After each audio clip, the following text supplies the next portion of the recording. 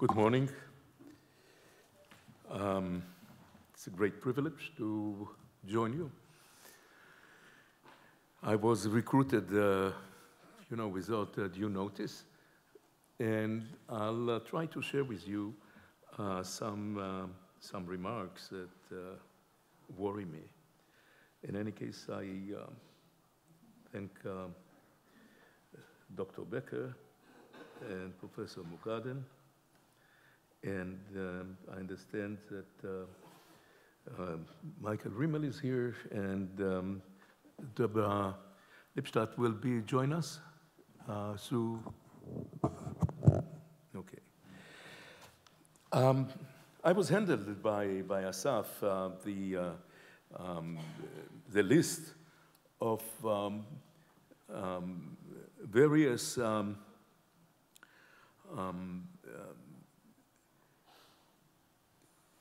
ways in which anti-Semitism is used.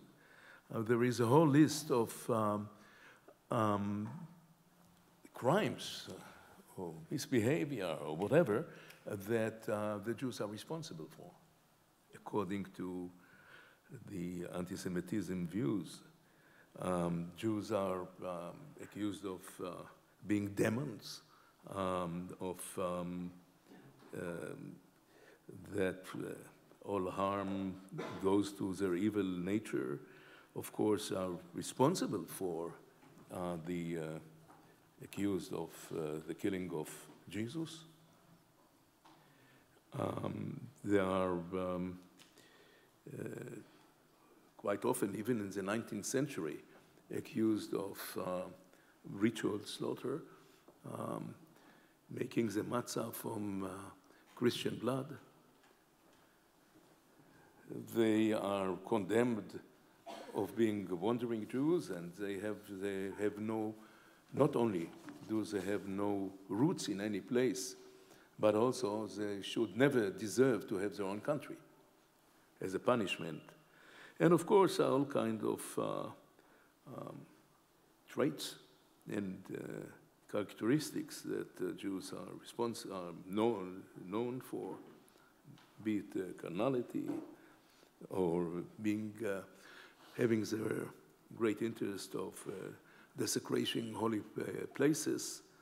They are the ones, especially during the Middle Ages, that carry the horrible diseases into society. And of course, the only things that they are interested in, there is making money and having the traits of malevolence, criminality, greediness, and mendacity. So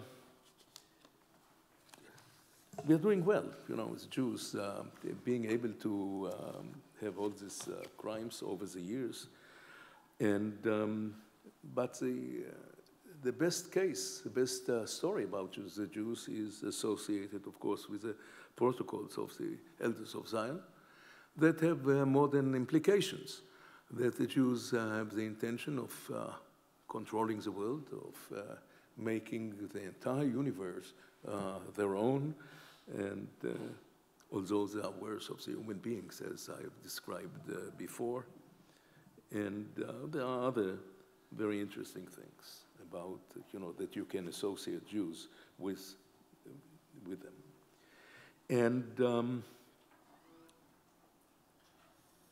And what is astonishing, that in this time of and age, of course, with new descriptions, not every year, not every 100 years we were accused of all the crimes, there was always a favorite thing.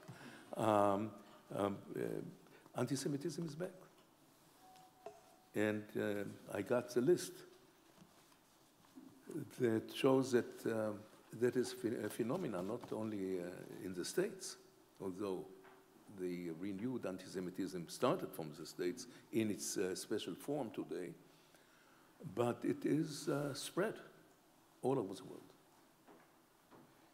And I must admit that when I saw on television a student like you trying to enter the UCLA campus, a place that I visited years ago as a visiting professor, the student was pushed. They said, you are not allowed to enter. He said, well, you know, I have my cards. I'm paying the tuition. I should be allowed. He said, no, you are a Jew. I never expected this time of age to see such a phenomena. So the question is, you know, can we learn from the past? Why and when this kind of anti-Semitism arises? And I can, you know, if I may suggest that it's special times that this sickness appears. It's usually in times of change, major change in society. In times that old values seem to be attacked. There is a discontent and so on. And usually it is associated with attempts to explain the changing realities, to find somebody or an element that supposedly is responsible for the harms of the new reality. And the Jews are usually, for various reasons, the best object to accuse in the circumstances. You see it all over the history. But that has a relation to the response to the change. You know, if you take the 19th century, or even before, let's say, but assume that we, you know, I'm not going to quote the famous scholars that, you know, of course, gave a scholarly rationale to why Jews should be condemned. But one has to understand that when you have a social upheaval, there is a very important reason to establish a new sense or ideals. In order to combat the changing reality, you have to you know, simply create or restore the same ideology and ideas. And at the same time, you have to, through that ideas, you have to gather and create communities. Because there are two elements which are very important, especially when there is at times that societies are in discontent and actually fall apart. People need a purpose in life. People need an ideal. And at the same time, they have to have a belonging to a community. And when you have such a situation, necessarily, you have to point out what differentiates you from the rest of society. So, when you create a new movement that fights the reality, which you don't agree with, you have also to point out that the foes of the reality, those who stand outside, who are an example that you are against, elements that actually were responsible, directly or indirectly, to the bad situations that was created. And out of it comes, of course, hatred. The more you have to show who you are, you have to differentiate you from the other. And you have to pinpoint the other. And you have to say that other is responsible for the bad lives that you have or whatever you are going through. And out of it, it is actually the other side of communalism and so on that creates the hatred.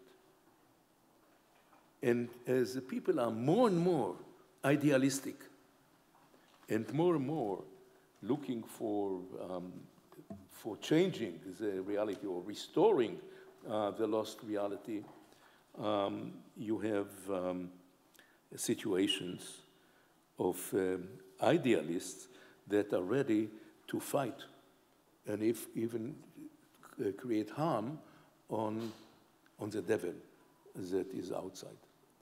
That is true throughout history.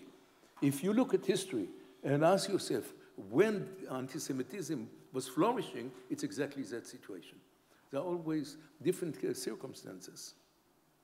For example, you know, with the first centuries, the Christianity needed to define itself. And of course, the competition was the Jew. And they had to explain and make the Jew into the enemy of Christianity and so on and so forth. And that ended, as usually it happens in benevolent crimes, the more people are devoted, they are ready even to sacrifice their lives in the future by attacking the devil that is the outside of the camp. Of course, it's very obvious what happened in the 19th century. The 19th century, after the Great Revolution, the French Revolution, introducing democracy, moving away from religion, human rights, and freedom, and so on, was in contradiction of the old world, of the stability of the old world. And in the beginning, everybody was excited about it. But then came the major financial crisis in the 19th century. Mainly the problems, people, you know, going into poverty and financial problems and so on, which created social problems. Under that circumstances, it was just natural to attack the Jews, because the Jews entered into the general society. They were admitted into enter, and immediately they went into the miserability, which is another, you know, story why the Jews were so successful. Just think about interdisciplinary education. But it's why they entered into society and became the main financier and came in science and so on and so forth. Everything that was against that old tradition, against the folk, against this, and there was all kind of explanation, racial explanation why the Jew should be contaminated and so on and so forth and so on. Now, if you look at it, what we have now is a very interesting phenomenon, especially in the United States. There is a movement which is going for, 20, 30 years, in which there is a feeling in a certain reality in the United States that certain circles of society have no chance. They remain poor. They are not find a way of progress, and so on and so forth. And there is inequality, a tremendous inequality in the society. And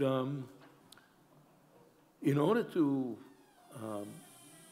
change the situation, instead of looking into working within the opportunities of society, came a movement that said that accused the elements in society that were privileged. That's the idea. You have privileged that have the entire success, and those who are suffering are those who are the oppressed and cannot make progress. And in order to change it, you have to change the ways. You have to give the advantages to the oppressed against, you know, not against, but by giving them the advantage over the oppressors, which are the lucky ones. Well, it reminds me, you know, it's very interesting, but it's a simplistic idea, which is very powerful, like the communism in a way. There is capitalist and there is the workforce. And the solution is putting the capital in the hand of the workforce, and you solve the problem, and created later on major other tragedies. So here, it's the same, you know, it's a very simple solution. And the same attitude goes also into the world arena. There are colonialists, and there are those who are oppressed by the colonialists. And we are those for the oppressed. And we are in society for those who are the victims of this horrible situation in society. So it's not, and it is exactly against the American concept of working hard and making progress and having avenues that everybody who is, has the abilities and is hardworking and making progress, here they said, let's turn it over. Let's create, the idea sounds great, let's have a more society which provides equality and so on and so forth. So you had to build a system. Now, they cannot speak like, let's say, in Europe, and that's anti-Semitism in 19th century Europe, that they spoke about those who came, are going to destroy the folk, to destroy this. You cannot adopt racial ideas of belonging to a certain race, and so on, because they come from various races, those who are oppressed, and so on. But they can point out in society who are the privileged. And it is true that the Jewish community that, you know, is part of the American society are the most privileged, relatively, you know. They are in various positions. Now, if they are the privileged, we should, you know, stop it and bring in, give better opportunities to those who are the victims of the privilege, as they see it. And the enemies in this circumstance are those who are most successful, people who belong to this strange religion, strange different view, which is also a minority that you can easily attack, and revive things that never disappeared, anti-Semitism, and thereby you have the situation as I see it in the United States. And the danger is that we learn from history that once you put a stamp on the Jewish communities, because there are you know, those who take advantage of society, who are the lords, financial lords, and so on, which, you know, are lies, but they concentrate. It was easy to concentrate on it. That was by itself a reason enough to do this. And when you put into it also the way the Jews are, use the privileged situation in order to help a colonialist enterprise that are depriving the rights of this, you reach a situation soon. And the danger is that once you have these ideas put into society, then there will be action taken, more than we just saw, you know, kicking the Jew as, you know, at schools and whatever. It will mean physical harm, and of course, some other things. So In my view, we are, I cannot go into it more, but just to give you a brief understanding, my understanding of what is happening, that in principle is not that different from the stories in the past. It has entire environment, because you cannot accuse the Jews of, ruining the, yeah, they are the ones that ruin the system, the equality that should be part of the system. And here they are powerful. Now, last word, why such a movement can be so powerful? It is powerful because we are living in a chaotic situation in this time of the world. I said, usually it appears when there is instability and chaotic situation. The industrial modern revolution created great difficulties. Under the revolution, people, that transitioned. In the past, I wrote paper in real estate. I will not go into it. But people are moving. People are changing the places. They are moving for a place to make a better living. The elements that provided security, like the church or another organization that people belong to and feel protected by their belonging to, they disappear. There is a lot of isolation in this modern world. And insecurity. Certain jobs disappear. You don't know what happened. And on top of it, you have this enormous revolution of information. The social